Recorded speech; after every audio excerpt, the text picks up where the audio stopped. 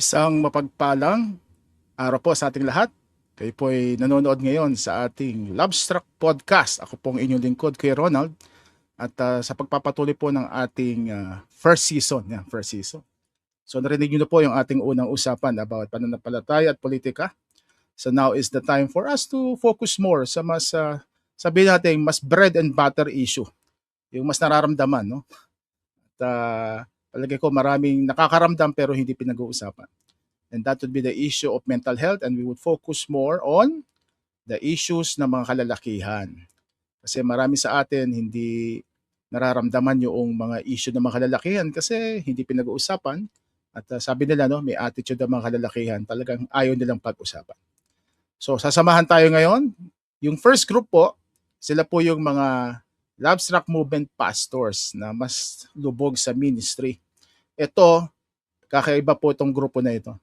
Hindi na sila pastor, sila din ay mga counselor. So I would like you to meet yung ilan sa mga bumubuo ng Shalom Counselors. Alam niyo po, just to give you an idea, meron pong counseling arm ng Lovestruck Movement at sila po ay bunga ng edukasyon. Well, shout out sa aming school, Alliance Graduate School. Sila po ay graduate ng counseling. Lahat po ay mga Masters of Universe. So may master sila sa counseling. At ngayon po, makikilala nyo na sila. Meron pa rin po kami may ibang kasamang counselor. Pero next time po, ipapakilala namin sa inyo sa podcast na ito. Okay, isahang ano na lang. Bugahan na lang. Nandito po lahat sila. Yan. O, buksan na natin yung ating mga mic at tayo bumati, mga kapatid. Yan. Unahin natin yung mas, mas bata. O, Pastor Darwin. Ikaw na muna. Hello. Hi, maraming salamat, Pastor Ronald. Thank you so much for having me here. No? Thank you for this opportunity to serve sa pamamagitan ng podcast na ito. No? Ako nga pala si Pastor Darwin, no? Isa sa mga counselors ng Shalom.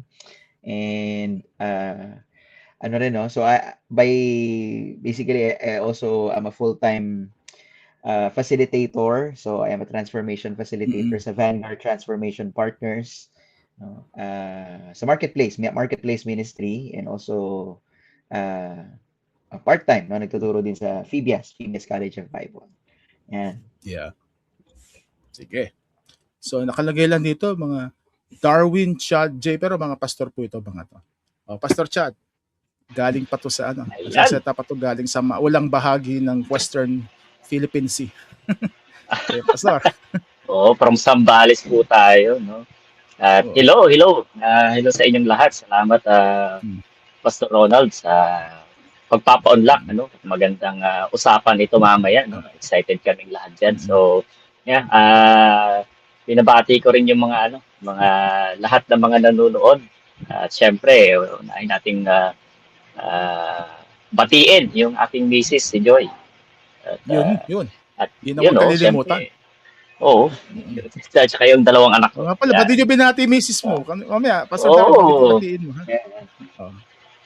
Pastor Chad, bati mo na. Pati mga chikiting. Oo. Yun, ito yung dalawang aking anak na binata na yung panganay ko eh. Mag-13 na si Ethan at si Yael na 6 years old. So, yan. Dito kami ngayon sa Zambales. Nag-move kami sa Zambales last January para tumugod sa tawag ng Diyos na mag-church plant at the same time ay tumulong sa isang simbahan dito sa Dasol, Pangasinan. No? Kila Pastor PJ de Lima, kay Pastor PJ. Okay. At ngayon ay nasa pa rin tayo, pagkatawag ng counseling, school counselor tayo sa Alliance Graduate School. And also, nagpapa-unlock din. Hindi ka tinatantanan, Pastor, ano? Hindi ka tinatantanan, eh. Kahit saan ka mapunta, talagang... Oo. Kahit saan tayo mapunta, tayo ay maglilingkod as counselor. Kasi maraming kailangan matugunan, no? Lalo na sa mental health, ay grabe. Ang dami na nating nakausap, ang dami na nating katulungan sa biyaya ng Panginoon. At marami pa. No, marami pang matutulungan. Amen. So, ayun. Yeah. Also dito sa Shalom Counselor ay tayo sa pagka-counseling ay kasama rin tayo, no. tumutugon sa ganitong pagsiserve. Ayun lamang. No? Salamat. Amen. Yeah. Pastor Darwin, wala kalimutan kang batiin. Oh. Of course, yan. Binabati ko rin ang aking misis, no, si Sister RR, no. Nandun siya ngayon kasama niya yung anak ko ngayon sa kabilang Yun. room. Pero yeah. So, thank you for the Happy support. Father's Day pala ha. Malapit na. Ayaw nga, Happy Father's Day. Kami ni Pastor J, marami kaming anak sa church. Pastor J, ikaw naman. Yeah, okay, shalom. Ayan, pinagpalang sandali o gabi. Anong time nyo man kami kasama, shalom. So, Pastor J, muli, no? Now, wearing a different hat. No? Kasi baka nakita nila yung isang podcast natin, so ito, ibang hat naman, So, full-time pastor sa Church So Blessed International dito sa Taytay. 20 years na this year is my second decade bilang pastor. At also at the same time counselor, relationship and marriage counselor. Although nag-handle din ng individual, pero itong mga nakaraang mga buwan more on marital counseling ang pumapasok. Parang doon ko gusto mag-focus, no? Kasi tingin ko isa yun sa makakapagpalakas ng natin, tipunan. Stronger marriages will result in stronger healthy families. Yan. So, yan, kasama tayo dito. Yan. Pastor, bati sa misis. Opo, pinabati ko yung aking best half kasi ako yung better half, siya yung best half, si Len. Siya yung nag-ayos nitong aking background, kita niyo naman. Background. Asikaso niya yung ating podcast. Pinabati ko rin siya sa conclusion ng kanilang BBS kahapon. Twice a week yan lumalabas. Maghapon, Tuesday, Thursday. Yan. At siya yung head ng aming Christian Education Ministry sa church. Yan. So, nice. Palad ang pinagpala ang katuwang.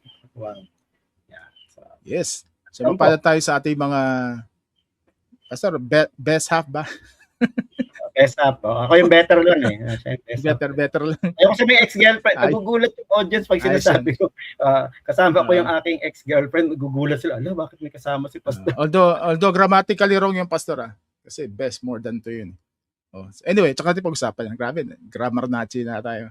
Okay, so akin, mabati rin ang aking misis. Ang totoo niyan, inaalagaan ko si misis ngayon. So, kung maririnig mo to, siguro by the time marinig mo to, magaling ka na. So kasi naipon yung ating kapaguran, so papahinga siya ngayon. At I hope she would recover, speedy recovery. Si Ate Gigi, na siyang aking fashion designer, ano pa ba? Yung aking taga-timpla ng kape. Lahat na. Imagine, tayo mga pastor, dami tayong mga ginagawa. Kaya sabi ko nga sa mga kabataan, lalo na sa mga youth ministers, hindi na basta-basta pipiliin yung magiging partner in the future. Kasi kailangan katuwang nyo na sa ministeryo. Pag walang interest sa ministry, ay delikado yan. You would grow apart. You would not grow together. You would grow apart minsan. So, isa yan sa kukonsider ninyo. Well, hindi naman yung topic natin ngayon. So, punta tayo sa ating topic. Mga pastor, ready na ba kayo? Maraming mga pagkakataon na nagkakaroon ng issue, sa ating mukhang nag-brownout pa Pastor Chad. Nag-brownout sa inyo, Pastor? Brownout sa amin, pero meron na. Meron na ulit. Meron na. Rock. Ito, napakaganda ng podcast natin. Ito, nare-record natin. Sa ating mga nanonood, ganito ka-natural yung aming podcast. At ayun na, problema kapag kala ko biglang sorry for the term, parang ba-rapture si Pastor. Parang nag-horror bigla yung natin, podcast natin . Horror pala . Okay, so balik tayo dito. Okay na Pastor, we will start from our experience. Bilang mga youth pastors, counselors, siyempre, aminado tayo, dumadani tayo sa mental health issues. Maring hindi disorder, pero more or less we struggle with a lot of mental health issues. In your case, anong usually dinadaanan ninyo? Just to be I would say just to inform yung ating mga nanonood, na ano yung madalas dinadaanan in our case. No? Sige. Pwede magsalita kahit sino. Sir Darwin, sige. Wala sa pinakabata. Well, Tama ba? okay. Sige, no? Mental health, siguro common sa kagaya nating mga naglilingkod sa Panginoon eh. Of course, number one, hindi na naman yung managing and handling stress eh. Pero sometimes, it could lead to burnout, no? Kapag hindi talaga napabayaan, no? Or pag napabayaan yung ating mental health, no? Another, siguro, bukod dyan, minsan parang we also have that tendency siguro of isolation, no, as a response to with too much handling with people, no, sa people ministry lalo na, no, sa ginagawa natin. Sabi nga nila even yung counselor's job is lonely, no. Medyo yun yung isa sa mga bagay na kailangang bantayan, kaya importante talaga na meron ding mga accountability na ganito. Yeah, that's true. Ikaw, Pastor Chad. Ano? Sugsugan ko na rin yung sugsugan ko na rin yung sinasabi ni Pastor Darwin, pero totoong-totoo naman talaga that most of us, Pastor, ay yung unmanageable talaga na stress. Minsan nakala natin okay lang lahat eh, pero meron na lang araw o umaga na biglang babagsak. No? Kasi dahil sa sobrang ginagawa sa church, so yung stress ay hindi na ma-manage. Kaya nabu-burn out. Kaya napaka-importante talaga na yun, mamaya baka mapag-usapan natin ng self-care, no? Kasi yan ang isa sa nakakalimutan talaga sa pagpapastor. Traditionally, kapag hindi ka, pag nag-absent ka o magli-leave ka sa church or magpapahinga ka, ang tamad-tamad mo na, no? Oo. So, parang bawal absent. Bawal na ma-absent kung pastor ka, no? Pero kailangan pala 'yon, mas lalong nabu-burn out kapag walang pahinga. Kaya isa yan. At also, isa pa siguro nakikita ako ay yung overthinking. We overthink lalo sa mga gusto nating ma-envision sa church, sa mga members. So, isa yan, overthinking, no? Na nakikita kong issue rin, mental health sa mga pastor sa ministry. Yeah. Okay, dalawang points na siguro yung burnout. Then overthinking. Pastor Jay, in your case.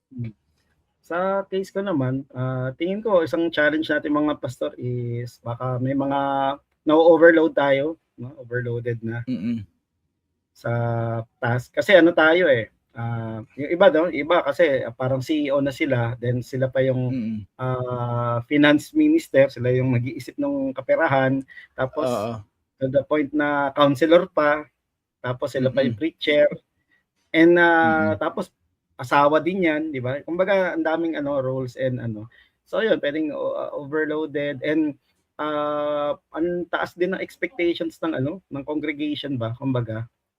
Sa amin, kwento ko lang, tuwa yung mga youth namin, mga bata, pag natatalo ako sa laro, chess, Uno cards, may isang nag-comment nga na bata doon na Uno cards, sabi, natatalo din pala si pastor.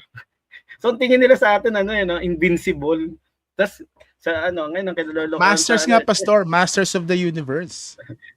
ang kinalolokohan niya yung chess, no? Ngayon ang pinaghahandaan nila hindi yung ako yung tingin nila tonto pag natatalo. So makikita natin iba yung moral ascendant sa tingin talaga sa atin.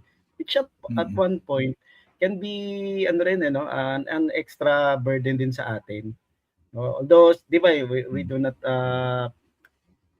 live by other people's expectations naman, hindi mahirap din yun pero yun, so sa akin yun, ang isang baka may mga minsan may unnecessary burden din, di ba? Kasi may mag-open up, no? Halimbawa, may na-aksidenteng magulang, yung bata, ngayon isipin paano makatulo pa, ito lang yung kaya namin ma-extend Kumbaga, yung feeling of helplessness, dahil nga yun, pati yung burden kasi, no?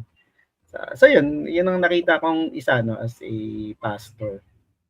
Add on yun kala sinabi ni Pastor Darwin saka Pastor Chan. Yeah, so overthinking, overworked, at underpaid. Hindi nyo nabanggit.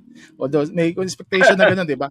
Ito, again, I'm talking from my experience, maraming hindi nakakaalam nito. So, papaalam ko na rin. Ang ministry kasi namin, I have a small community na usually ang inalagaan namin mga kabataan, tapos yung mga pamilya nila, and also pag tumanda na yung mga kids namin, diretso na sa kids. Hindi alam ng marami na marami mga pastor, they do it really for the ministry. Kaya meron silang ibang trabaho, mga bivocational. Kasi kung tatanungin ko kayo ngayon, sa amount na nare-receive ninyo sa church, kaya mo bumuhay ng pamilya. Di ba? Hindi kakayanin. Marami sa mga churches, siguro mayroon silang pagtanaw na pagpastor ka, of course, di ba? May mga projection iba, mga nasa mega church perhaps, na may talagang salaried. Pero ako, estimate ko lang naman. I think more than half of the churches sa Pilipinas, ang mga pastor sumusweldo baka less than minimum wage pa. So in my case, nilagay ko na sa utak ko, nasa ministry ako, hindi para kumita, dito ko kunin yung bread and butter tsaka yung main salary ko. Kaya I do teach. Nagturo ako before eh. Tapos ngayon, I do speaking engagement and also may mga side hustle tayo na mga counseling. Kasi hindi na side hustle kasi na natin yan profession na natin. Pero kung aasa ka lang sa sweldo mo, sa salary ba tawag sa inyo yun? O honorarium? Allowance, sa amin allowance. Love gift. Allowance pa. Love gift lang. Love gift pa. Malabo eh. Siguro Pastor Ronald, bigay lang siguro akong isang reality, lalong-lalo sa amin dito sa probinsya. Kasi magkaiba yung sa city, no? Kaysa sa probinsya. At mas I think mas malala dito na talagang ang sahod ba o tinatanggap ng isang pastor dito ay kasi talagang mababa. Salamat na lang sa mga members na generous, nabibigyan ng gulay, bibigyan ng bigas, ng pastor. No? Malaking bagay na rin kung tutusin. Pero kung in terms of financial, talagang sobrang baba. Kaya may mga kaibigan tayong pastor dito na nagtatrabaho talaga sa mining, ganon. Nagtatrabaho na talaga sa labas. Monday to Saturday, tapos magpipreach ng Monday to Saturday, tapos magpipreach ng Sunday. So talagang pukpukan. May kilala ako. Paguran. May kilala ako, pastor, mga nagka-tricycle driver pa talaga. Tapos construction. Yes, opo. Totoo yan. Ganun talaga para mabuhay. Kaya, honestly, isa ito sa nakita ko rin, kasi sabi nga ni Pastor Jay, pag nasa ministry ka minsan, naranasan ko rin yung simula kami. Ikaw ang preacher, ikaw ang gitarista, pag wala si business, ako magpapakanta. Lahat ikaw. Well, of course, may period ng ministry, ganun nagsisimula eh. Kaya mahalaga rin, honestly, siguro, pag-usapan natin mamaya, ihanda rin natin yung ating mga ministry, buhay, para hindi lang tayo lahat sumasalo. No? Kasi ang hirap nun, parang ikaw lahat pasan mo ang daigdig. Okay? So, overall, ito naman, lahat hawak mo eh. Lahat hawak mo. Ito, pastor, mas personal ito, mga pastor. Nasabi nyo na yung mga bagay na gano'n na naranasan ninyo. Ano naman ang magiging, paano kayo nag-cope more or less sa mga issue na ito? You can cite an anecdote perhaps, pero no private details. Na talagang sumadsad ng mental health ninyo. Siguro doon tayo muna magsimula. Meron bang period ng inyong buhay, ministry, na talagang nasabi nyo, parang, tutuloy ko pa ba to?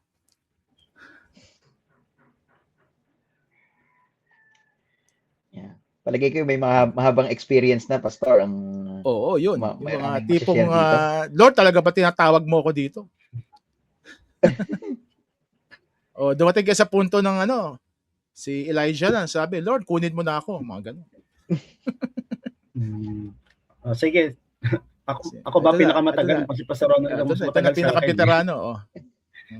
Hindi. May time. Sa tingin ko, dumarating yung time na kasi computer engineer ako by profession. And 10 years ako sa corporate. Then, yung unang 3 taon ko ng pagpapastor, bivocational. So, sales and marketing head ako noon sa isang Christian publishing. Kaya may sweldo. Pero noong 2009 yun, nag full time ako. Doon mo naramdaman yung grace ni Lord. nararamdaman ko yung minsan napapaisip ako na yung 'di ba tayo nag-uuwi tayo ng minsan ng problema pa sa bahay, 'di ba? Unlike yung sa kumpanya, halimbawa ako may ginagawa akong project, pagpatak ng 5 o'clock, may iwan na yun doon. Uwi na ako. Or kumbaga kung may project kung kailangan ko mag-overnight, bayad yun, 'di ba? Sa company, bayad yung problema mo. Minsan naisip ko mga yung mga dinadala kong sama ng loob nila sa akin, mga ganun. Ay, nako. Kaya napapagano na lang ako. Minsan Hindi bayad yung pastor, hindi bayad yung sama ng loob. Iniisip ko nga buti kayo, nasermonan kayo ng boss nyo, bayad Pero nagre-repent sorry Lord. Kasama yung sa fine print nung when I answered the call, vocation kasi to, di ba? Hindi naman profession. Ayun. So pinapaalala ko lang, ano to, bokasyon, hindi to profesyon, no? Tawag. Ayun, so hinga ng malalim, open up sa misis. Yan, tapos kung may mga peer group, yan, ganun. Pero ang pinaka-challenging sa akin so far yung last year mid-year last year up to sige, pastor, buhos mo lang. Ito tong early this year ang dami, no? Kasi naramdaman ko yung burden ng yung pressure ng sabay-sabay nag-aaral ka, full-time pastor ka, tapos may family ka pa, di ba? Mister ka, di ba? May duty ka rin sa bahay, mga ganun. Napansin na nga nung counselor ko yun naalala ko. Sabi niya, hindi ka naka-sabbatical. Walang option po. So na-concern siya, pinakita niya yung concern. Kaya sabi ko, no choice. Mukhang kaya naman. No, kasi nag-aaral ako, buti nga nakaraos na doon sa isa sa diploma. So isa na lang na mabigat na. So yun, naramdaman ko yung stress. Hindi ko alam nag-subtle depression na ako. Subtle depression. Paano subtle depression? Yung procrastination pala isa yun no? Procrastination. Tapos naka-brain fog ka na. Nakatingin ka lang sa laptop, wala kang maisulat. Mga ganun. Yan. And it's by God's grace and siguro pinagpahinga ako ni Lord sa ospital nung nagkasakit ako ng January. Nakapag-isip. Mahirap na pahinga yun, magandang pahinga sana resort. Kailangan sa ospital pa, no? Kapag-isip-isip, na tingin ko yun. So, hawak mo ang bills, pastor? Hawak ang bills ni Lord, pero tingin ko yun yung pinaka, wake up call na may ina ng immune system, apektado ka na. Kasi bumaba na yung immune system, kaya tinamaan na ng sakit na kailangan. So, ang akin, aral yun na yung katawan natin nagpapaalala yan no, nagpapaalala sa atin kailangan ng pahinga. Mas mahirap pag binaliwala natin pero sa tayo magpahinga, pero sa magpahinga sa ospital. And isip-isip na yung mga hindi kailangan na burden wag mo nang yun yung sa akin. Yes. That's nice. Grabe, mabigat din, pastor. Kaya sigondahan ko na rin. Pastor, dahil buhos hindi naman lahat. lingid. Ito na yung pagkakataon, buhos yun na yan. Sa akin, hindi naman masalimuot, pero talagang may time na I want to give up also sa ministry. Nung time na siguro hindi lingid sa atin dito, tayo alam natin, si Mrs. nagkaroon ng breast cancer ng 2021. Yeah.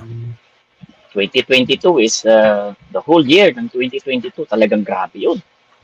As in, that time, kaka-umpisa ko pa lang doon sa church sa Quezon City, sa Philadelphia, Christ-Centered Fellowship, kay Manong doon, manunod si Manong doon.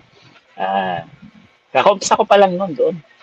At si Mrs. ay na-diagnose ng breast cancer. So, and also, siya rin yung, nasa secular din siya rin yung nagtatrabaho. At in that time,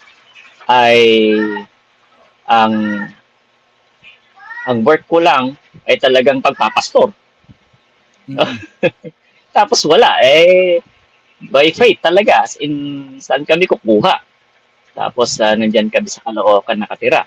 So lahat ay kailangan, may pa kaming 2 bata. Maliliit pa yung mga bata noon, parang 2 years old pa lang yata yung bunso namin. At may mga bills, may mga kailangan bilhin, mga necessities, And wala kaming kapera-pera. pang pa-opera, pang chemo. Noong 2022, chemotherapy yan, the whole year. Sabi ko, Lord, ano ba to? Kailangan ko na yata magtrabaho secular. Wala na to eh. Parang, saan ako kukuha ng panggastos dito? Saan ako kukuha ng pampakimo ni Mrs.? Talagang grabe eh. As in, talagang dinaan talaga ako ng Panginoon sa testing na, ano ba to Lord? Kakayanin ko ba talaga to? Talagang sinubok. Talagang ayoko na. Parang magtrabaho na tayo sa secular para mabuhay ang pamilya. Pero sa biyaya talaga ng Diyos, as in talagang walang ibang pinagkatiwalaan kundi ang Diyos lang. Miracle talaga ng Panginoon for the whole 2022. Walang trabaho si Mrs. at ako ay by faith lamang na kakapasok dun sa church, na wala pa talagang salary, love gift lang talaga. So, paano mabubuhay yung ganon? Pero grabe yung biyaya ng Diyos kung paano kami provide ng Panginoon yung pangangailangan namin that time. So, yun yung down moment ko as a pastor. As in, Lord, paano to? Di ba? Parang asawa mo may na-diagnose ng breast cancer, magpapakimo, operasyon. So, grabe yung testing ng Panginoon. Pero, the Lord is good, the Lord is great, and He is faithful. He provided lahat. That 2022 down moment, nakaranas ng sobrang down na down, pero ito tayo ngayon, ginagamit pa rin ng Diyos. Yan, hallelujah. Palapakan natin si Lord doon. Salamat sa testimony, Pastor Chad. Pang maalaala mo kaya. Akala ko testimony yung pinag-uusapan natin. Sunod, offering na. Offering. Let's have an offering po. May GCash number po si Pastor Chad. Well, ang totoo niya, Pastor, as much as we would like to interact during those times, talagang pandemic pa noon no? Ang hirap magkita. Yes, opo. At the same time, talagang lahat tayo may sarili-sarili mga crisis na pinagdaraanan. Pero you were covered in prayers, Pastor Chad. Nung nalaman ko yon, honestly, sabi ko, ako nagkasal dito sa dalawa. Lord, kayo bahalang magsalba sa kanila kasi talagang trivia lang. Ako nagkasal ka na, Pastor Chad, pati kay Ate Joy. So, kami ang unang kinasal nyo, Pastor. Kami. Yes, nagkataon kayo pa. Supposed to be yung iba, pero sila yung unang Anyway, so ang punto, lahat tayo may mga silent battles na minsan di alam ng iba. Ayun ang problema sa maraming mga mga lalaki. Ang problema natin. And also, dagdagan ko lang, Pastor Ronald, that 2022, as in, hindi naman sa pride, Pastor, pero halos walang nakaalam niya. Talagang halos hindi namin pinaalam. Kasi talagang pananampalataya lang sa Lord. Naakala nila, pagpunta namin sa church, wow, parang alam mo yun, they're good, parang jolly, parang okay lahat, na kahit si Mrs. ay kalbo. Pero parang akala nila okay lang lahat. Yun, ba't nakalbo, di ba? Oo, alam nila na may pinagdadaanan. Pero napupunta kami ng church without mask na we are down. Hindi ganun eh. Pinapakita talaga namin that we have God. And despite of this crisis na pinagdadaanan namin, we have joy. Kaya nga, I have joy. No? You have joy. Joy of the Lord, saka si Joy. Galing. Yeah, yung biyaya ni Lord. Nice. Salamat doon. Si Pastor Darwin naman. Buhos mo tayo. Oo nga eh. Ako tuloy na paisip, no? Sabi ko kasi parang ako lang po yata hindi talaga full-time as a pastor ng church, no? So, associate lang ako. But anyway, so siguro, in another sense, medyo mahirap din kasi nga yung kung by vocation. So, syempre, parang more on, ako yung hindi talaga nanghihingi or tumatanggap ng support din mostly, no? But, yun nga, I'm using my job din siguro to be able to give also to the church. But, yeah, pero I think yun yung mas mahirap, no? Yung pivot na mas maraming hats na wini-wear. So, kanina parang, kanina iniisip ko, ano kaya i-share ko mga experience itong mga kasama kong pastor batikan, no? Parang sa akin, no? Sabi ko, siguro sa akin yung pag-i-split ba nung ano, na-split minsan Oo. yung, hindi naman splitting of the ego, no? Pero na-split ba yung hats na wini-wear ko? And I think that also wears me out, di ba? Parang ang hirap na ang dami Yeah. mong ginajuggle, no? And I think setting that healthy boundary also. Ano ba yung mga ginajuggle kong bola na, ano ba yung crystal ball dito, tsaka rubber ball, no, na pwede mong i-drop. So, ganun din siguro isa sa mga pinakamatinding pinagdaanan ko rin before noon, yung sabay-sabay din, no, na pangyayari. Kapag kasi nagsabay-sabay yung work, yung ministry, tapos family, no. Lalo na pag family, marupok na ako eh, parang Lord, ano Oo. na gagawin ko dito, no? Paano na to, no? So, it's a dead end for me, eh, no? And sa akin siguro talagang pinaka nakatulong sa akin importante sa akin yung journaling eh, yung talagang Oo. writing things down, no? Kasi yun nga, sa dami ng pinagdadaanan, no? Kaya sabi ni Pastor Jay kanina, pag napagalitan ka minsan sa work, tapos meron ka pang dinadalang problema, tapos dati nun, nang nag-aaral pa tayo sa AGS, parang ganun din, no? So, ang daming pressure. And when you're pressed on every side, you have nowhere to go, no? Just look up, no? Parang sabi nga ni Pastor Chad, no? And making sure lang din to process things talaga, no? As you go, no? Kasi sa dami nga ng ginagawa, no? And accountabilities na ano, no? Importante din yung parang bits and pieces of taking time to process things before sumabak ulit, no? Yeah. Para naalala ko yung ano, sabi ni David, no, ganun din, he was pressed on every side, no. Nung nagbaliw-baliwan na siya dun sa kaharap ng mga kalaban, tsaka yung mga kakampi niya, no. He encouraged himself in the Lord, no. So parang naalala ko lang, no, pagka baliw na baliw ka na, no, sa lahat ng sitwasyon, no. Papatayin ka na ng mga tao mo kasi failure ka sa paningin nila. Yeah. So talking about Pastor Darwin, yung mga sa'yo journaling. Yeah. I'm just wondering, curious, paano yung ibang pastor, paano nyo na-manage na maayos yung inyong issue? Anong naging, hindi naman scapegoat, no? Pero parang pangpakalma ninyo. Kaya kayo nakasurvive. Of course, alam natin, it's all about our relationship with the Lord. Pero may mga practical steps kayong ginawa. So for the benefit ng mga nakikinig sa atin, ano yung mga tried and tested practices ninyo? Sa akin pas malaking bagay yung we observe Sabbath. Ibig sabihin yung i-honor yung ako ino-honor ko talaga, very precious sa akin yung rest day Monday. Rest day Monday. Before maging pastor kasi talagang naniniwala ako na may time na wala kang gagawin. Kasi para ma-debrief, ma-detoxify. Yan. Ang ginagawa ko, ganun kain ako sa McDo ng breakfast. Wala lang, andun lang ako. Wow. Tapos nakikinig lang. Ganun lang, pag Monday or para lang tapos throughout the day, talagang walang ministry related na activity, walang babasahin na related sa school. Miski yung papanoorin nga, pinipili ko yun, hindi ka na mag-iisip eh. Yung tatawa ka na lang. So, walang detective stories, yung mga detective, yung mga tipong Inception o kaya mga Knives Out. Mga Knives Out.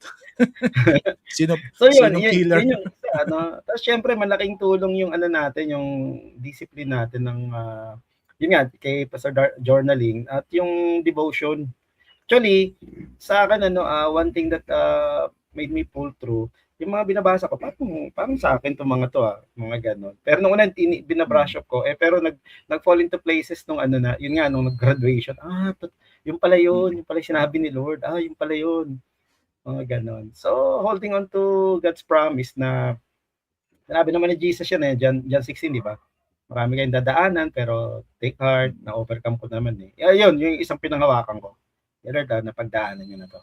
Kailangan daanan ko lang, wag kong tambayan. Yun yun. Alright. Okay. Pastor Chad, interesting yung kaso mo eh. Sa dami ng pagsubok, paano mo nalampasan? Importante din, Pastor, yung salamat sa Lord dahil sa ibinigay niyang kabiyak, no, si Joy. Kasi ito pa lahat, communication talaga yung isa sa nakatulong sa amin. Pinaprocess namin dalawa. yung nangyayari sa amin. Katulad sa kanya, may mga pagkakataon na bakit Lord? Ang daming tanong eh. Bata pa ako Lord. Bakit ako? So, pinaprocess namin dalawa. Kasi talagang lumalabas yung pagiging counselor natin sa pagpaprocess. So, nakakatulong siya kasi nalalaman namin na hanggang sa napupunta kami sa sagot na si Lord talaga at hindi tayo pababayaan ng Diyos. No? Inalaw ng Diyos pero hindi niya tayo pababayaan. So yun yung nakakapagbigay ng kasiguraduhan sa amin, security also na dumaan man kami sa ganong sitwasyon, malubak na sitwasyon ng buhay, pero hindi kami pinabayaan ng Panginoon. So, importante 'yon, no? Kung meron mang nanonood ngayon dito na mga mag-asawa, na i-process ninyong dalawa, mag-asawa, pag-usapan, mag-usap kayo, hindi yung sarilinin mo, hindi katulad isa yan, kung pinag-uusapan natin kasi dito bilang isang lalaki, isa kasi yan sa ego natin no? Na sarilinin natin ang problema, solusyonan natin ito, leader ako ng pamilya, lalaki ako, solusyonan ko to, kaya ko to. Pero hindi pala. Kailangan pala natin yung asawa natin na pag-usapan para mas maging effective, mas maging clear yung mga nangyayari at mas maunawaan. Katulad nun, naunawaan namin ni Mrs. na sa nangyaring yon, talagang glory ni Lord. Si Lord pa rin. So, kaya ayun din sa akin. Bukod sa solitude time, the devotion itself, time mo kay Lord, no? Isa yun sa nakatulong sa amin. We communicate. We talk a lot. We process yung pinagdadaan. Nabanggit mo, Pastor Chad, yung attitude ng maraming lalaki. Do it yourself. Yes. Ayaw magsalita. Tatanungin mo yung iba. Kada nyo sinasabi, pag may problema na kayo, pagtapos na. Usually, ganyan yung nagiging sitwasyon So, frustration din ng mga asawa yon na babae. Kasi ang ating mga asawang babae, parang they are being left out, no? Parang dapat kasama mo ko, no? Resolve ba niyan? Pati di mo ko sinama. Pero sabi mo nga, Pastor, di naman lahat, pero generally speaking, may ganung mindset tsaka attitude ng mga lalaki. Ako na muna, kaya ko to So, well, siguro bago ko makalimutan siguro yung value din, as for me, hindi ko na kukwento yung kahaba-haba yung pinagdaanan ko. Yung latest na libro ko, yung The Struggle is Real. Produkto kasi ng ng mental health issue ko yun through the years. Ang una kong chapter na natapos doon, just to let you know, trivia, yung chapter ko sa burnout. Alam na mga church members ko yun kasi ilang beses ako na burnout. Kasi una-una, I'm a type 1 personality, doer ako I always want to do things. So, parang pag wala kang ginagawa, parang walang saysay ang buhay mo. So, kaya sabi ko, Lord, di ako pwede mag-operate ng ganito. So, ayun ang bunga na burnout. Pero isa nakatulong sa akin, just to share naman, yung mga lessons sa akin. Mahalaga sa akin, may nakakausap ako. Yung tipong I can externalize yung mga damdamin ko. Especially, of course, yung ating mga misis. And then also yung mga pastor. Yung ating mga accountability groups na mga kaibigan. Na minsan, hindi mo masabi sa misis mo, ito sabihin mo sa kanila. At ito, shout out sa aking mga counselors. Sila Ate Tess Gayares, pati si Ate Wilma D. Siya yung naging counselor ko sa AGS. I'm looking forward always. Monday kasi counseling ko sa kanila Monday ng hapon. Sabi ko, kailangan mabuhos ko na. Kasi, di ba tayo, may required counseling tayo sa di ba? So, I always look forward to that. Kasi sabi ko, kung wala pa ako pagsasabihan nito, wala na. Magbabattle up siya, sasabog na ako. Kasi hindi naman lahat pwede natin sabihin sa ating mga misis, tama ba? Lalo na kung issue tayo. Taka misis natin, di ba? So, and also, sa mga membro natin, di ba, may mga issue tayo minsan sa church issues. Hindi natin pwedeng sabihin sa iba yun So, mahalaga na merong tayong nakakausap. So, I recommend sa ating mga nakikinig, if you can have professional counseling na may skill to process you, better. Pero kung wala, edi kahit mga kaibigan, mga kamag-anak na pinagkakatiwalaan nyo. So, shameless plugging. Kami po may Facebook page, Shalom Counseling Service. So, PM nyo lang po kami. At titignan natin kung available itong 3. Si Pastor Chad, laging available yan. Si Pastor J, mataas ang schedule nito. Pero available din yan. At si Pastor Darwin. And then meron din tayong ibang mga counselor na babae na pwedeng i-refer. Just in case. Kasalukuyan ako nagka-counsel ng mga kabataan sa church. Ang lagi ko siya sabi ganito. Hindi ka pwedeng mag-counsel ng maayos pag ikaw mismo hindi mentally healthy. Yeah. At ayun yung problema sa maraming may ginagawang platform yung kanilang mental health issue. Dapat mag-ingat sila. Napansin nyo ba, di ba, may mga pastor nag-suicide sa Amerika? Mga pastor na yun, nagtuturo about mental health. Kasi ang pinaka-issue ko, honestly, ang concern ko doon, kung may pinagdadaanan kayo, tapos nakikinig kayo ng mga issue mental health, tapos hindi kayo handang saluhin, depende term natin, mababaw ang emotional container ninyo, tapos may mga triggers kayo, baka kayo naman na mapahamak. So, ayun yung pinaka-ano ko. Alright, so, may narinig ko kanina, self-care. Sige, Pastor Darwin, baka meron kang gusto mong dagdag. Maganda yung sinabi mo, Pastor Ronald, no? Na parang yun yan, no? As men and as counselors also, importante na tayo rin pala talaga ay vulnerable and we recognize that we are also in need, no? Kasi parang yun nga, no? Men kasi parang minsan may shame issue no? Na kapag may ng tulong nga lumapit, no? And I think that's a good opportunity nga talaga to really open up. May mga nakakausap ako. Hindi ito. Meron ako napanood na bagong documentary. Yung documentary, paano yung Combo on the Run kay Eraserheads? You know, Eraserheads, no? Meron yung documentary sa Netflix ngayon. Alam mo yung nangyari dun sa just to give you a preview, spoiler alert. Di pa nag-away-away sila? Nagkahiwalay sila. May narinig ako sa kanila that struck me a lot. Kasi sabi nila ganito, we came from a generation na hindi kami nagsasalita ng mga concern namin. Kumbaga, sila yung bunch ng mga banda o band members na kahit may issue ka sa isa, hindi niya sasabihin. Just get along. Yung parang tugtog lang tayo dito. Huwag tayong magsabihan ng issue. At palagi ko, isa yun sa problema sa maraming lalaki. Siguro tapusin natin yung generation, sabi mo nga, Pastor Darwin, na hindi handa maging vulnerable. Di ba? Parang, ayoko umiyak. Boys don't cry. Di ba? Mga ganun. Pastor, narinig niyo na ba yan sa inyo? Bawal umiyak. Hindi tayo pwedeng umiyak. So, malagay ko tapusin natin yon kasi huwag tayo magpanggap na laging malakas. Kaya sabi mo nga, Pastor J kanina, banggit mo, na-shock pa yung mga member mo, natatalo ka sa chess. Mag-chess nga tayo minsan. Kumbaga, rin tayo, human. Yun human. Yes. Kasi yun minsan ng member, akala tayo, hindi na tayo, naging Android na tayo, wala na tayong damdamin. Di ba? Hindi na tayo tinatablan ng offense, mga ganon. And segunda ko sabi, malaki rin na itulong talaga pas tama kayo yung counseling. Kasi ako din I went through counseling din. Malaki na itulong din ng counselor ko. Shout out doon na kay Doc Ames. Yan, siya yung aking counselor. Webes kami naman, Webes. Kasi akala kasi ng iba, kaya nila. Iba yung kaya sa kinakaya. Magkaiba yan. Pero Pastor, di ko pa yung kay Pastor Chad. Paano naging support group mo? Tsaka, diretsuhin ko na sa next part natin.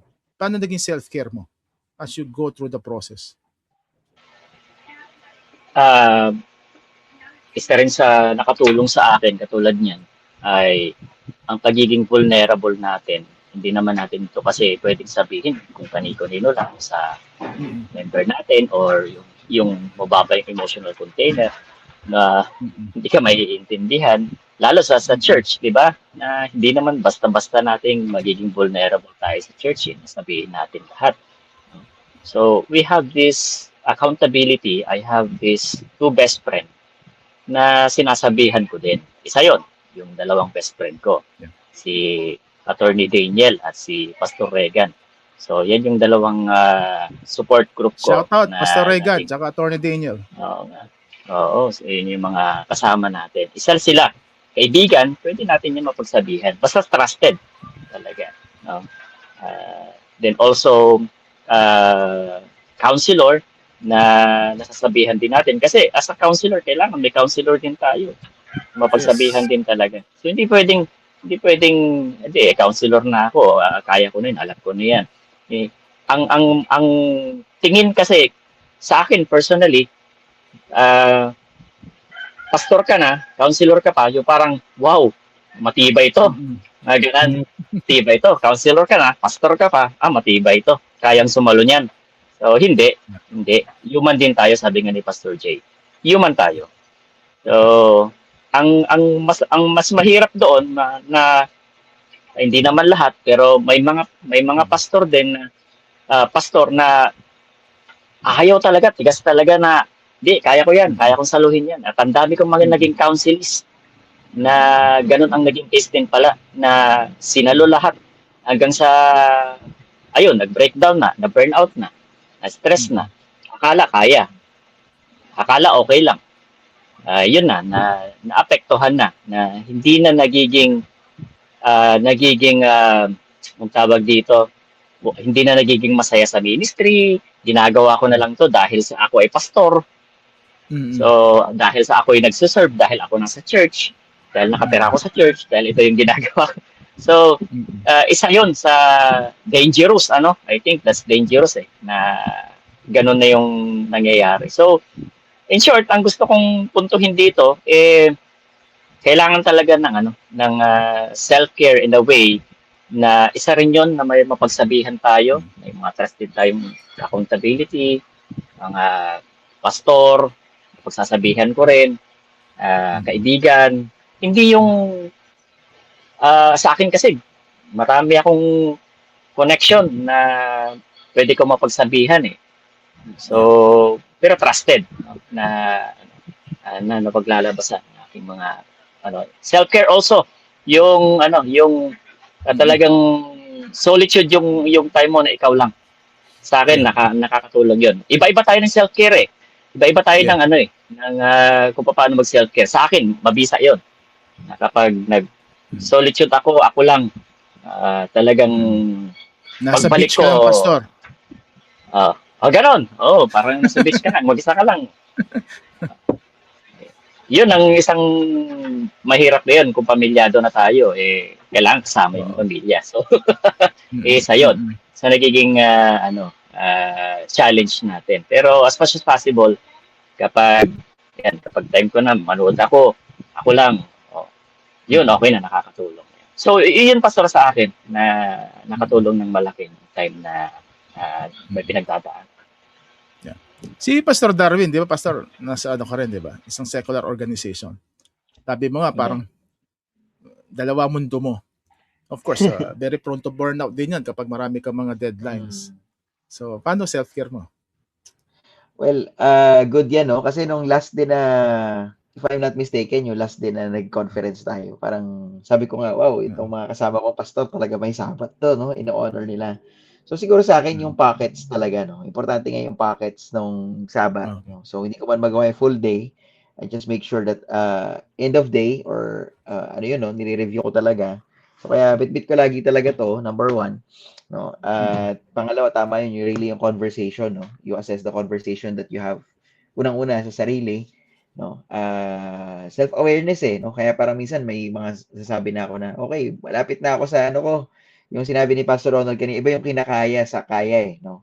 It's about capability and capacity, no? Kapag yung capacity mo paubos na, no? Hindi na issue yan kasi kung capable ka no? Pero yun, kapag nasasagad, so importante talaga yung allot time. Actually ngayon, every Friday, yun nga, no? I think this is a privilege lang din sa akin na I have an option lang naman, no? To really vacate tong araw na to. So usually Friday ko ginagawa din yung ganyan, yung alone time ni Pastor Chad. No? So I just review my week, importante yun. Tapos assess the situation, assess yung mga next actions mo din. No? Tapos saan ba ako papunta, no? With regards to my feelings, no? And thoughts, and even yung mga ginagawa. Tsaka lakad, So, Pastor, I think very importante Pastor, rin lakad. Yung journaling mo, papunta na publication yan. Oh, actually, recently I also started writing again. So, kaso nga lang, niche ko ngayon, Pastor Ronald. And by the way, si Pastor Ronald ang nag-encourage sa akin magsulat. No? Hindi ko makakalimutan yun. Hinihintay ko pa yung libro mo, Pastor. Tapos mo na. Oo nga So, sa vlog ako, no, mahilig ako mag-vlog. No? So, I write naman about yung mga bagay na ibang passionate ako. No? So, I write about, tech, tsaka ganyan din, mga mindfulness, no, intentional living. Yun. So, Yeah, So expressing shout thoughts out also. sa lahat ng mga gustong mag-topic o mag-discuss ng topic about digital minimalism, yan, mga tech and ministry, si Pastor Darwin is the man. So, yan Pastor, Yeah. pinapunta kita. So, kontakin niyo Pastor, saan ka makokontak? Shoutout mo yung website mo tsaka blog spot mo. Saan Yeah, yan? so writer ako sa Medium. So I have a Medium profile. So darwincruz20.medium.com, no. Okay. Tapos meron din ako so siguro sa trying to build also a newsletter, no. Yung Substack ko medyo di ganong active, no. Pero sa West kasi yun yung ano para mga newsletter. So binibuild ko pa siya. So Yeah. Simplified Mind, no. Parang ganun yung niche naman. Simplified Mind yung title ng publication na binibuild ko doon. So, Yeah. simplehan Nabasa natin. ko ilang entries mo doon, Pastor. Talaga ba? Yung tipong kapag binasa mo yung entry ni Pastor doon, tigil na ako magtrabaho, pahinga muna ako. Ganun ang dating eh. Kasi, di ba parang ikaw yung di ba yung nag-promote ng simple living, yung tatapon mo lahat ng gamit mo. Minimalist. Japanese woman. The minimalist. Si Marie Kondo. Marie Kondo. Yun, ganun yung parang advocacy ni Pastor. Simple.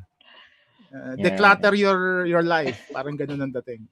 Yeah. So, pero Pastor, sa'yo journaling and also sit with your emotions, reflect on life. Which is, maraming mga lalaki hindi kayang gawin yun. Yeah. Kasi sabi mo nga, Pastor Chad, di ba? Pag family man ka na, may ministry ka pa, parang required sa'yo na laging on the move. You always show up for others, pero you do not show up for yourself. That's the problem. At nangyari sa akin yan. Kaya warning sa lahat ng lalaki. Sa lahat ng maraming gustong gawin lahat. Na kahit ng bahay ginagawang office. Nako. Ako na nagsasabi sa inyo, tigil-tigilan nyo yan mga kapatid. May mga emergency reasons for it, pero wag nyong gawing regular na gawain. Sabi mo Pastor Jay, sabi mo 'di ba, pag alas 5 iwan na yung trabaho sa office. Pero ito problema natin mga pastor. Ito, masingit ko lang ito. 'Di ba yung mga emotional issues tayo? May podcast kasi tayo next. Mga nawawala o nagwawala. How do you deal with that? May oras pa naman tayo. Pastor Jay, paano mo na-maintain ang sanity mo sa mga emotional issues ng church? Relationship issues. Challenging talaga. Actually, isa nga yan sa, hindi ko alam, naapektuhan na rin pala ako.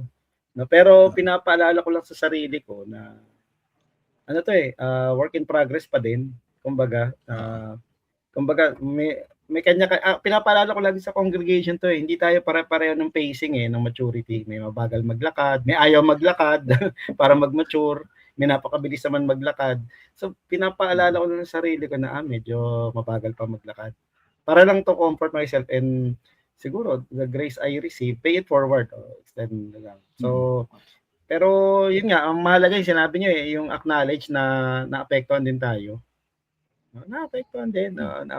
Kaya lang, maganda pag na-acknowledge natin, hindi natin napapatulan. Kasi alam natin na unlike kung hindi mo in-acknowledge, bigla ka na lang sa sabog, papatulan mo. So, ayun, yung isa. Tapos, mas lumawak yung ko nung nag-aral kasi sinabi ng isang classmate namin, sabi niya, naintindihan ko na kung bakit si Jesus, very understanding. Sabi niya, tumatak sa akin yan, first year ko pa lang sa school. Kasi alam niya na bawat tao may pinagagalingan. Sabi ko, Kaya pag ganun yun, ang God, ang default mode ko, ano kayo pinagagalingan nito, kaya ganito to. Mga ganun. Yun na lang, para ma-shift. Sabi nga, may naisulat ako doon sa libro, I think, Sakit Edition, Sakit No More. You know them by their fruits, but you would understand them by their roots. I mean, minsan, siguro isa yung sa skill na dinevelop sa atin sa school, na we look beyond people's behavior. Na there is more than meets the eye. Yung kapag galit ito, huwag mong patulan. Intindihin mo ba't galit. Although tayo rin, di ba? Sabi nga, tao lang. Although hindi siya excuse, no? Minsan na bibigay din tayo kasi function din yon kasi tayo mismo stressed Ang daming trigger natin minsan Kaya napakahalaga ng self-care. So, I always remember yung word na halt, di ba? Yung mga trigger natin. If you're hungry, if you're angry, if you're lonely, and if you're tired. So, ano yan eh, famous yan sa 12 steps eh. Sa lahat ng mga recover na addicts, wag hahayaan na yung hunger tumaas yung need for validation. Pag angry lalo na. Ano ba? Alone, lonely, tired. So alone yata yung A. I don't know. I forgot. So, we must also be aware of our triggers to some extent. Okay? So, marami tayong napag-usapan. Pero di pa tayo tapos. So, lumalabas, napakaganda na meron tayong pagtitimpi sa mga sitwasyon base sa ating pag-unawa dun sa mga issue ng mga nakapaligid sa atin at sa atin. So, we must also have the self-care. So, siguro, siguro, concluding words natin, hindi lang bilang mga pastor and counselor, normal na lalaki sa iba't ibang aspeto natin buhay. How do you now maintain your mental health? Ano yung mga lesson na nakuha mo sa'yo? In addition sa nasabi nyo na, ha? Ano yung lesson na pwede nyo ipasa sa iba? Para at least magkaroon sila ng maayos na mental health at magkaroon sila ng maayos na relasyon sa sarili at sa iba. Okay. Yan. Unahan ko na, Pastor. Sige. Sa akin, learn to choose your battles. Yeah. Alamin mo, ano yung major at ano yung minor. Kailangan ba kung major, siyempre, kailangan mo yung tugunan. Kung minor naman, pakawalan mo na. So, then, alamin mo, ano ba yung dapat na kailangan tugunan at hindi. Kasi kung lahat yan papatulan mo, ma-stress ka, mabu-burnout ka. Yeah. Ubos ang energy mo. Ubos talaga energy mo. So, isa yan sa, I think, gusto ko rin impart sa lahat ngayon. Hindi wala tayong pakialam, Pero, kailangan kasing alamin eh. Kasi hindi man kasi lahat papatulan mo. Wag mo papatulan lahat, mabu-burnout ka talaga. So, pwedeng pakawalan yan. Pero kung major, pag-uusapan. Hindi yung papatulan mo na aawayin mo rin. Hindi ganon. So, pag-uusapan at iintindihin. Kaya napaka-importante ng understanding. Ano ang, sabi nga Pastor Jay, anong pinagmumulan? Yung mga nakapaligid sa akin, bakit ganito yung asal, bakit ganito yung nangyayari, ayun, mahangin na sa amin kasi may bagyo. So, papatulan yan, hangin lang yan. So, ganon. No? Then, ayan yung mga ginagawa ko. It also, may tayo eh. Tayong mga lalaki, meron talaga tayong function na bilang isang lalaki. Ay, meron tayong hobby na hindi mo pwedeng itigil na nakakatulong sa'yo. Sa akin, basketball, isa yan. Basketball. Nakakatulong talaga yan. So, ano yung mga hobby natin na pwede nating magamit or isang bagay every week na nakakatulong talaga sa atin para ma-refresh tayo, di ba? Ma-divert or hindi lang sa ma-divert pero makatulong sa sanity natin. Yeah. Tsaka yung mga may physical exercise na kailangan. Kailangan totoo yan, exercise. Totoo po yan. May nangyari sa akin yan, Pastor, na doon sa Caloocan kasi nga walang po ka lang sa mesa ka lang. Walang ganap ang katawan mo at talagang babagsak at babagsak yung emosyon mo, yung mind mo, yung parang may mga something na hindi mo maintindihan. Yung pala, ang anxiety, tumataas ang anxiety. No? Yeah. Kasi nga isa rin pala 'yon, nakakatulong ang exercise pagpapapawis na to manage our emotion also. Nakakatulong 'yan.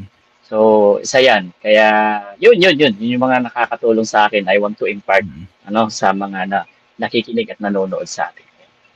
Yeah. Maaring counterintuitive to, Pastor, Pero pag stress ka, ang recommendation talaga walk and run. Yeah. Mag-exercise o kapawis. Kasi yung punto ng ating katawan na masyadong maraming stress, nagpo-produce tayo ng mga feel-good hormones when we have our exercise. That's a good point, Pastor. Sige, kailan ba tayo mag-one-on-one? At least magkasubukan tayo. Poste-poste lang ako.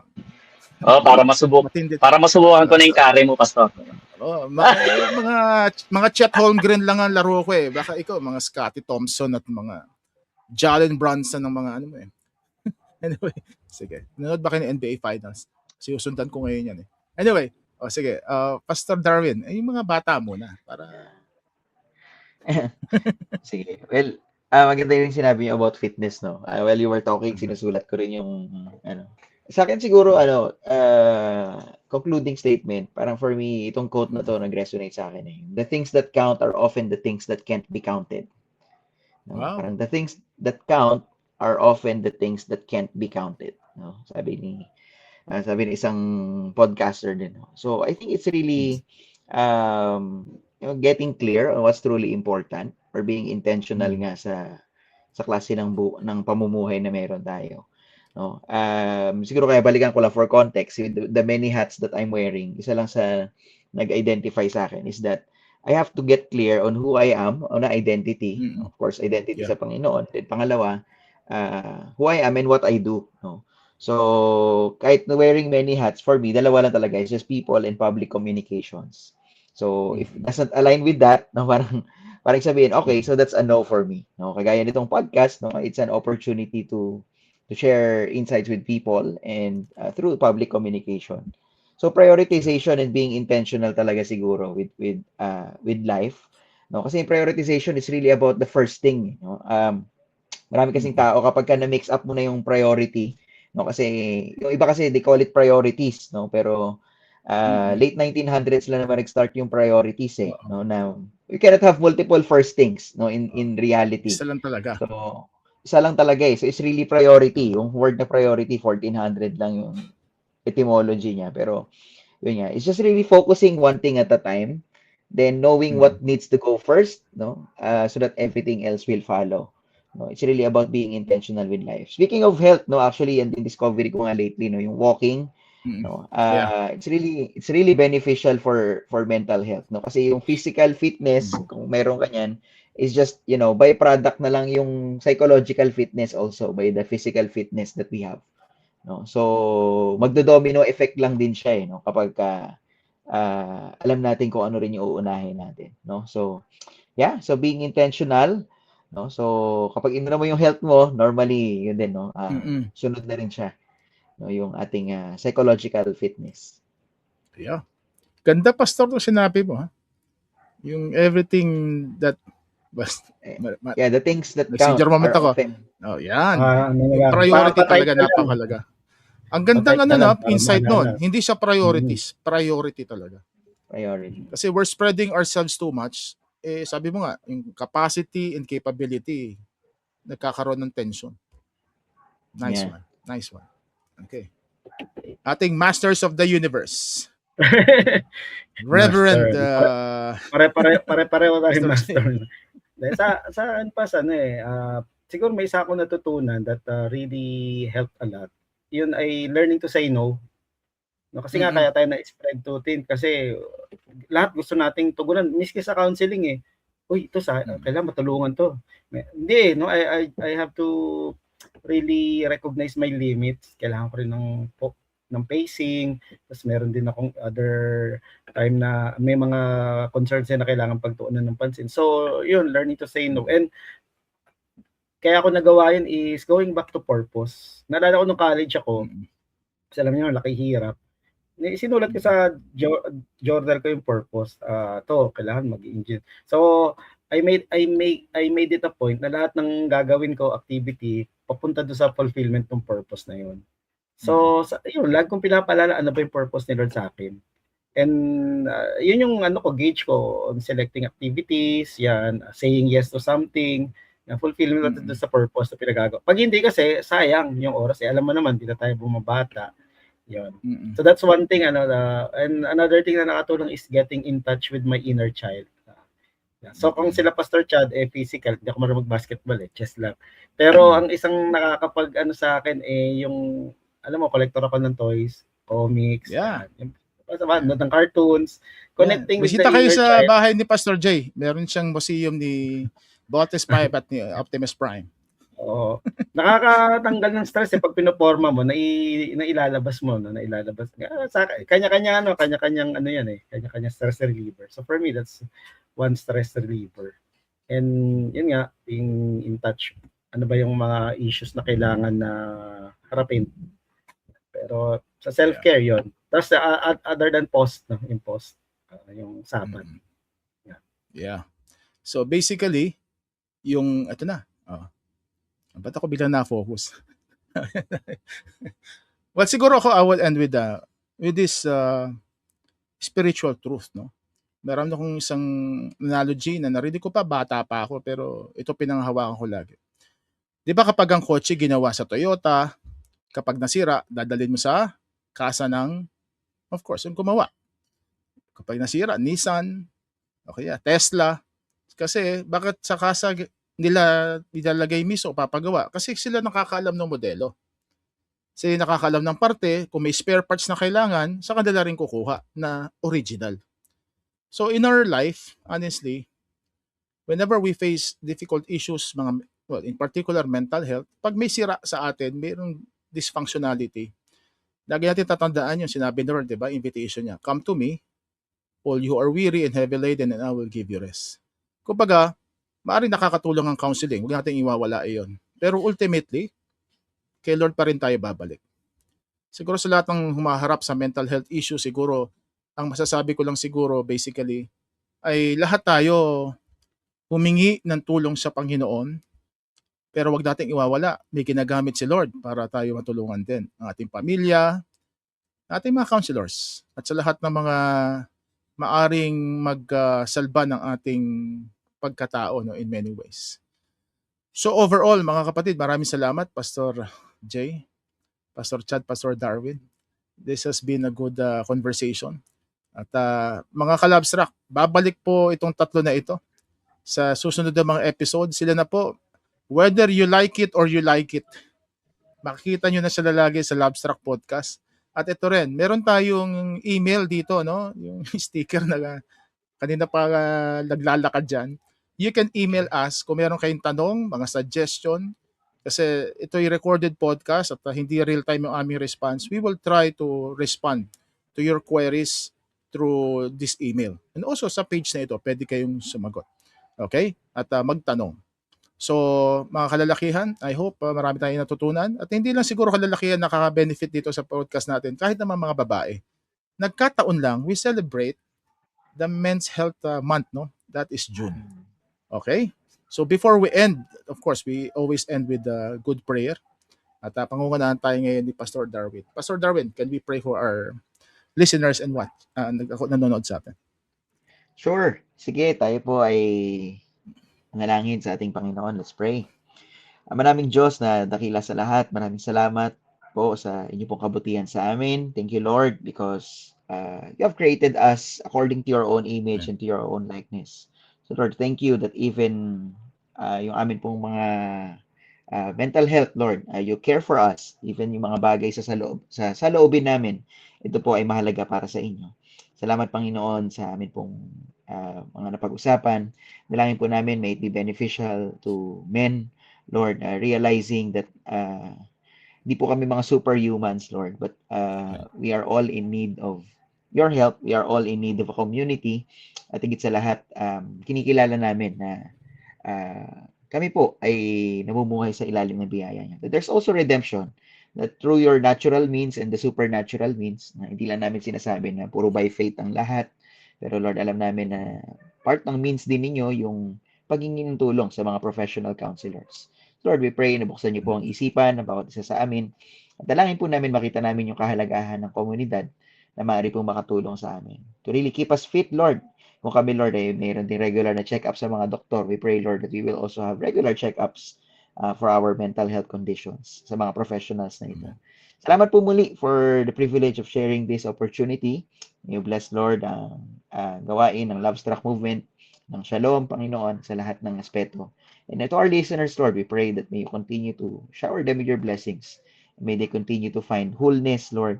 Shalom, yung wholeness talaga na maranasan po nila sa kanilang mga buhay, sa kanilang mga tahanan, at sa iba't ibang aspeto pa ng kanilang pamumuhay.